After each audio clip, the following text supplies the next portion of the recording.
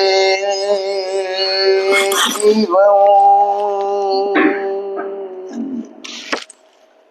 கைவல்ய நவநீதம் பாடல் 7.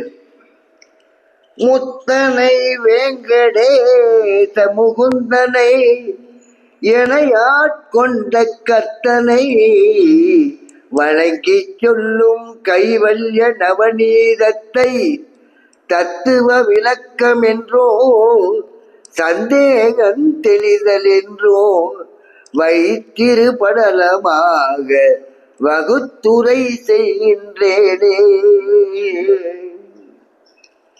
பிரம்மம் அறிந்த மெய்ஞானிகளுக்கு அறியும் சிவனும் ஒன்றே என்ற உண்மை புரியும்.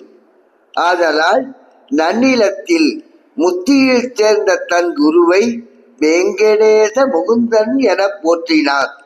சீவன் முத்தனான என்னை ஆட்கொண்ட கர்த்தனாகிய ஸ்ரீ நாராயண குருவை வணங்கி நான் சொல்லும் கைவல்ய நவநீதத்தை தத்துவ விளக்கம் என்றும் சந்தேகம் தெளிதல் என்றும் தலைப்பு வைத்து 2 படலமாக வகுத்து இந்நூலை எழுதியுள்ளேன். இதனை படித்து ஆராய்ந்து கேட்டல், சிந்தித்தல், தெளிதல் என்றிருந்து ஞானம் பெறுங்கள்.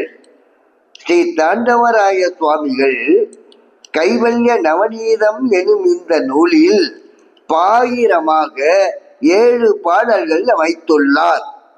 முதல் பாடலில் ஏகநாதனாகிய ஈசனுக்கு இறைவணக்கத்தையும், 2ஆம் பாடலில் ஈசனின் ஜோதி சொரூபத்தையும், 3ஆம் பாடலில் எங்கும் நிறைந்த பிரம்மத்தையும், 4ஆம் பாடலில் தன்னுள் மெய்குருவாய் அறிவாக நின்ற மெய்ப்பொருளையும், 5ஆம் பாடலில் அந்த சத்குருவின் திருவடியாய் விளங்கும் வஸ்து தத்துவத்தையும் சொல்லி போற்றுகின்றார்.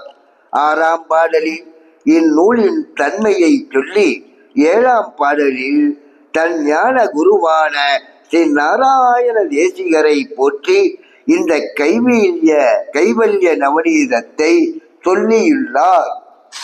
அன்பே சிவம், அன்பே சிவம்.